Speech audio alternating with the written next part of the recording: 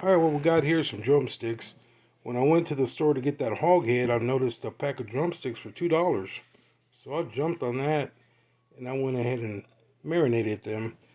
I didn't get a chance to show it, but a little bit of sea salt, some thyme, some rosemary, onion powder, garlic powder, mustard, and I didn't have Italian dressing, but what I used was this crisp apple honey.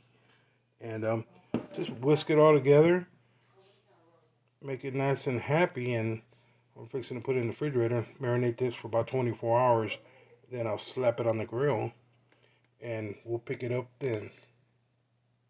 One more thing I forgot to mention, we got this new stuff here called Zona. It's kind of lemony.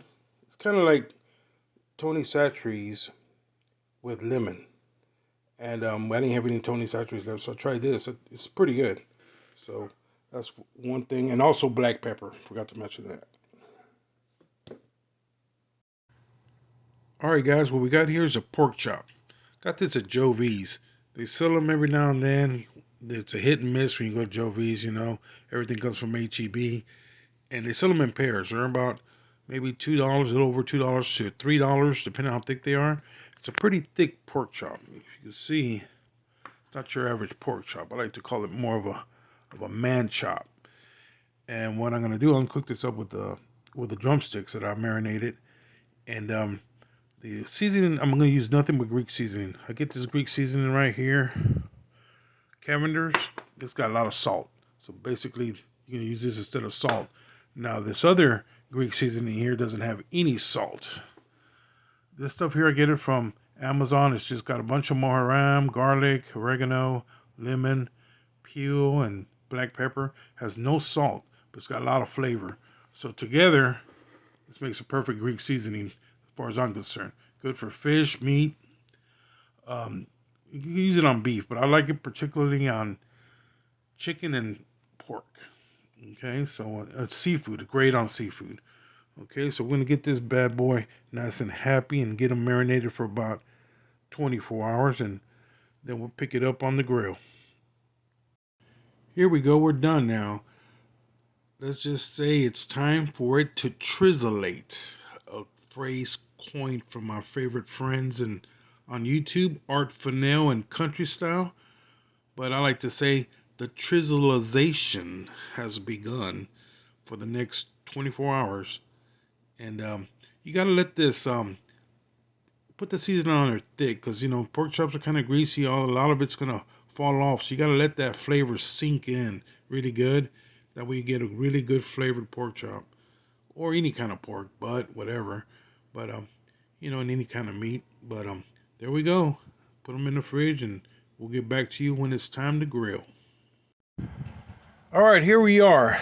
Back in the patio smoking department. And remember that chicken I marinated? Getting a nice little char on there. I'm fixing to move them over to the side. You smell that, all the spices smoking up. And I just wanted to let you know the spices, well, they make the food taste delicious. But we all know it's the wood that makes it good. Here's my little stockpile of wood. We got pecan, hickory, mesquite, oak, and recently apple.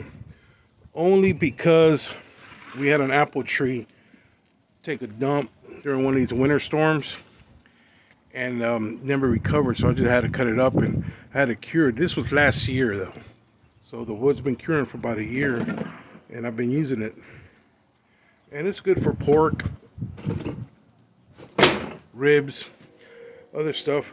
And of course, the best woods I consider is oak as a base, then mesquite, pecan, and hickory, depending on what you're cooking. Hickory's always included, but mesquite and pecan, I alternate between both, and I've used all four of them, and I've used all five of them together, and it's just immaculate. It just comes out good. So there's the chicken roasting. I usually get it browned really good, and I move it over to the side. That's when I bring in the man chop. to start grilling. So we'll get back with y'all. Yeah, you see how I get a little char on there, a little charred on the edges. I'll just try to get that little char all around the edges. Once that happens, I'll scoot it right over to the smoking area. This is a small pit, as you can see, but it's been going through, working out pretty good. And for a one-man stand, you know, hey, this is all I need. I'll feed the whole family out of this little pit right here. You know, just takes patience and know your pit. You gotta learn your pit. All right, guys, it's a nice, beautiful day out here in the neighborhood. Man, I think I might have to go fishing tomorrow. Do a little cook and fry video. Back later. Let me introduce you to the guys that actually inspired me to do what I'm doing. My favorite fellas on internet, Art Fennell and the crew.